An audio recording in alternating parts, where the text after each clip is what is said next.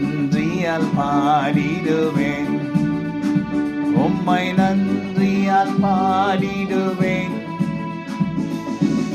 நல்லவரேசு நல்கிய எல்லா நன்மைகளை நினைத்து, ஆஹா, நல்லவரேசு நல்கிய எல்லா நன்மைகளை நினைத்து, செங்கடல் தானை நடுவாய் பிரித்த எந்த தேவனின் கரமே,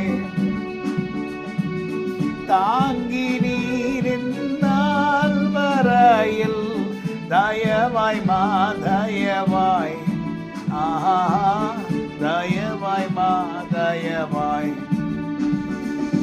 நன்றியால் பாடிடுவேன், உம்மை நன்றியால் பாடிடுவேன். మంచు దేవుడు గొప్ప కార్యములు మనకు చేసినాడు, ఆహా, நல்லவரேசு நல்கிய எல்லா நன்மைகளை நினைத்து. ஹல்லேலூயா. நல்லவரேசு நல்கிய எல்லா நன்மைகளை நினைத்து கர்த்தரை துதிப்பது மிகவும் நல்லது, ஏற்றதுமாயிருக்கிறது.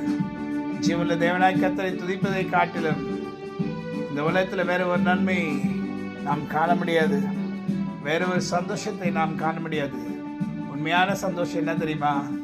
கர்த்தரை துதிக்கும் போது அவருடைய பிரசன்னம் நம்மை சூழ்ந்து வருகிறதை நாம் உணரும் போது, கர்த்தர் மகிழ்ச்சியாக இருக்கிறார் என்று அறியும் போது, நாம் கர்த்தருக்குள் மகிழ்ச்சியாக இருக்கிறோம் என்று அறியும் போது, அதில் வருகிற சந்தோஷத்தை பார்க்கிலும் வேற ஒரு சந்தோஷத்தை நான் அறியேன், நாம் யாவரும் அறிய மாட்டோம்.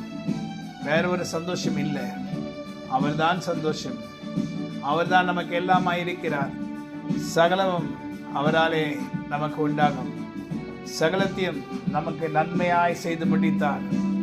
செங்கடலை போல பிரச்சனைகள் வந்தாலும் நமக்கு ஒரு பாதையை ஏற்படுத்தினவர் நம்முடைய ஆண்டவராய் கர்த்தர்.